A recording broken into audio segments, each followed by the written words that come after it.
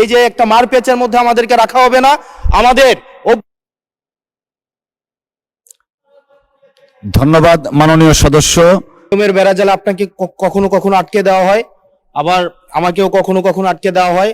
আসলে নিয়ম হচ্ছে অলওয়েজ রোলার্স যারা তাদের অনুসারী হচ্ছে নিয়মটা চলে। নিয়মটা যখন ইন ফেভারে থাকে তখন বলা হয় এটা নিয়ম, আবার যখন বিরুদ্ধে যায় তখন এটাকে বলা হয় কাস্টম। কোনটা সাংবিধানিক কোনটা অসাংবিধানিক এই বেড়াজালে এই সংসদ ঘুরপাক খাচ্ছে। এর মাঝখানে যেহেতু দেবিদ্বার থেকে মানুষ আস্থা রেখে 1,72,000 মানুষ ভোট দিয়ে এই সংসদে পাঠিয়েছে, তাদের পক্ষে 1 মিনিট 18 সেকেন্ড কথা বলছি। আমার দেবিদ্বার থেকে চান্দিনার একটা রাস্তা আছে, যে রাস্তা দিয়ে 2 লক্ষ মানুষের যাতায়াত। মাননীয় স্পিকার, 2 লক্ষ মানুষের যাতায়াত হলেও এই রাস্তাটা মাত্র 12 ফিট, অর্থাৎ 2টা সিএনজি একসাথে 2টা ক্রস করতে পারে না। আমাদের ওখানে 11টা ইউনিয়নের মধ্য দিয়ে রাস্তাটা গিয়েছে।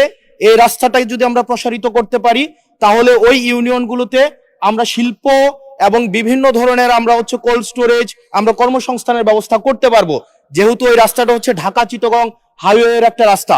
এবং এই রাস্তাটা যদি আমরা প্রশস্ত করতে পারি তাহলে আমাদের কুমিল্লা থেকে আমাদের ঢাকা থেকে যে সিলেটের যে যাতায়াত, সেই যাতায়াত হচ্ছে আমাদের 40 কিলোমিটারের মতো কমে যাবে। মাননীয় স্পিকার, 200-র বেশি সার্ভিস ও ফিচারে লেনদেনের সব বিকাশ অ্যাপে সম্ভব।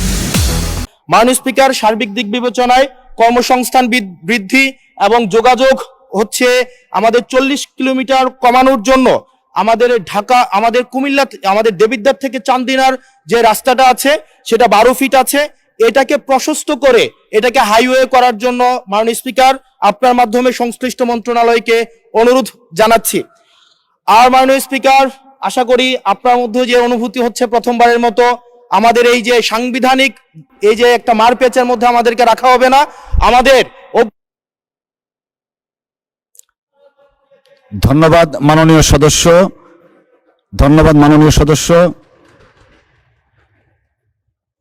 জনাব মোহাম্মদ গোলাম রব্বানী, রংপুর 5।